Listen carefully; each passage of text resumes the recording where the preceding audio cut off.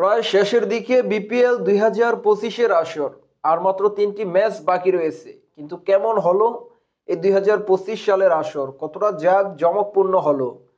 শুরুতে যেমনটা হওয়ার কথা ছিল আসলে কি তেমনটা হয়েছে? যেমনটা বলেছিল ক্রীড়া উপদেষ্টা আসিফ মাহমুদ, যেমনটা বলেছিল বিসিবি সভাপতি ফারুক আহমেদ এবং অন্যান্যরা। এর আগে আপনারা শুনেছেন ক্রীড়া উপদেষ্টা আসিফ মাহমুদ, তিনি বলেছিলেন যে এবারে বিপিএল একটা অন্য রকম ইতিহাসের সর্বশ্রেষ্ঠ বিপিএল হবে, যে বিপিএল এর তদারকি করবে প্রধান উপদেষ্টা নিজে স্বয়ং, তিনি তদারকি করবেন। কিন্তু সেই বিপিএল এর কিছু বিষয় নিয়ে আজকে আলোচনা করব। আজকে আমি প্রথমে একটা নিউজ আপনাদেরকে দেখাতে চাই। এখানে দেখেন, বিদেশি ক্রিকেটারদের বেতন, বিমান টিকিট কিছুই দিচ্ছে না রাজশাহী। এটা কিন্তু আজকের নিউজ। বিদেশি ক্রিকেটারদের বিমান টিকিট মানে তাদের যে বেতন, যা তাদের সাথে যে চুক্তির যে টাকা, সেই টাকা সহ বিমান টিকিট পর্যন্ত দিচ্ছে না রাজশাহী। এটা কি এই সর্বশ্রেষ্ঠ বিপিএল এর নমুনা, বা এটা কি তার ফলাফল?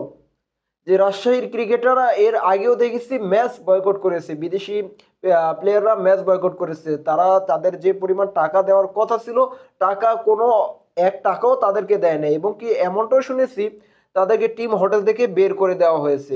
সেই রাজশাহী ক্রিকেটার এখন বর্তমানে রাজশাহী টুর্নামেন্ট থেকে ছিটকে গেছে। এখন বর্তমানে বিদেশি ক্রিকেটাররা দেশের বাইরে তারা তাদের স্বদেশে চলে যাবেন, কিন্তু রাজশাহী মালিক কর্তৃপক্ষ তাদেরকে বিমানের টিকিট দিচ্ছে না, তাদের বেতন দিচ্ছে না, এরকম নানান ঘটনা। এটার কারণে আমাদের দেশের কি ভাবমূর্তি ক্ষুণ্ণ হবে না? দেশের ইমেজ কি নষ্ট হবে না? অবশ্যই হবে। তো এটা একটা নিউজ।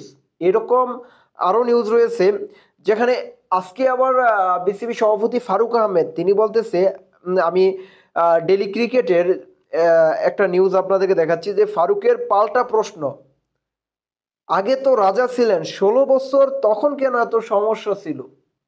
তিনি বলতেছে আগে তো রাজা ছিলেন। এই কথাটা কে বলছে? এই গণ অভ্যুত্থানে যারা গণ অভ্যুত্থান যারা করেছে তারা কিন্তু কেউ বলেনি, বা বাংলাদেশের মানুষ এখনো বলে না যে আগে ভালো ছিল। হ্যাঁ, অনেকে বলতেছে, কিন্তু বেশি অংশ মানুষই বলতেছে যে আগে খারাপ ছিল, আগে বৈষম্য ছিল, আগে দুর্নীতি ছিল, সবকিছু আগে ছিল, এখন তো ভালো হয়েছে। তো এখন কেন সমস্যা হবে? তিনি কেন সেই 16 বছর টেনে এনে তারপর কথা বলবে?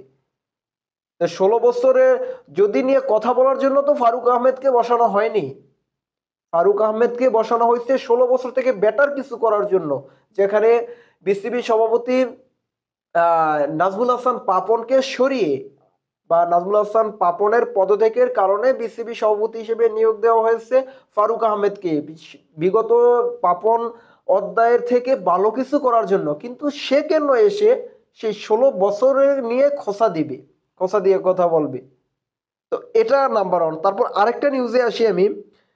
সেখানে তিনি আবার বলছে যে দেশের ভাবমূর্তি খারাপ হয়েছে, স্বীকার করলেন বিসিবি সভাপতি। তো এটা তো স্বীকার করারই কথা। এই কথাটা কিন্তু আমি প্রথমেই বলছিলাম যে দেশের ভাবমূর্তি খারাপ হয়েছে, দেশের ভাবমূর্তি ক্ষুণ্ণ হয়েছে এই বিপিএল এর মাধ্যমে।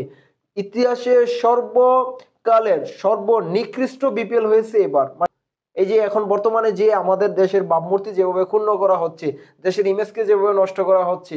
এর আগে চিটাগাংয়ের মালিক দেখেছি আমরা, তারাও এই তাদেরকে বেতন দিচ্ছে না। পারভেজ হোসেন ইমনের নিয়ে তিনি খুব খারাপ মন্তব্য করেছেন, তার টাকা নাকি গাছে ধরে। তিনি বলছে যে আমার টাকা তো গাছে ধরে না, যে আমি তাকে টাকা দিব। সে আমাকে সন্তুষ্ট করতে পারেনি, এমন কথা ছিল এই চিটাগাংয়ের মালিকের পারভেজ হোসেন ইমনকে নিয়ে। কিন্তু গতকালকে সে হয়তোবা পারভেজ হোসেন ইমন চিটাগাংয়ের মালিককে সন্তুষ্ট করতে পেরেছে, কারণ 70 অর্ধ একটা ইনিংস সে খেলেছে। কিন্তু তার কথা বাদ দিলাম। এখন বর্তমানে শুরু হয়েছে রাজশাহী নাটক। সেই রাজশাহী বর্তমানে বিদেশি ক্রিকেটারদের টাকা দিচ্ছে না। আসলেই বিদেশি প্লেয়াররা যদি তাদের দেশের মাটিতে যায়, বা তারা যদি এ নিয়ে কোনো কথা বলে, তাহলে বাংলাদেশের অবস্থানটা, বাংলাদেশের ইমেজটা কোথায় গিয়ে দাঁড়াবে, সেটাই দেখার প্রশ্ন। এখন বর্তমানে বিপিএল আরো 3টি ম্যাচ রয়েছে, কিন্তু আমি যতটুকু শুনতে পেলাম যে বিপিএল এ বিসিবির কাছে যে একটা জামানত রাখা হয় বিসিবির কাছে, কিন্তু শুধু বরিশাল বাদে অন্য কোনো টিমই নাকি এরকম কোনো লিখিত স্টেটমেন্ট, বা যে বিসিবির কাছে একটা ফর্ম দিতে হয়, সেই ফর্মের মধ্যে একটা জামানত তাদের কাছে জমা রাখতে হয়, কিন্তু এরকম কিছুই নাকি কোনো টিম রাখে না, শুধুমাত্র বরিশাল বাদে। তো আসলে কি হলো? আবার এই বিসিবি সভাপতি আবার 16 বছর নিয়ে প্রশ্ন তোলে। আসলে দেখার বিষয় যে এই বিপিএল ডক্টর ইউনূস সাহেব তিনি নিজে তদারকি করতেছেন, তো সেই বিপিএল এই পর্যায়ে চলে আসছে। আসলে সামনে কি হয় সেটাও দেখার অপেক্ষা রইলাম।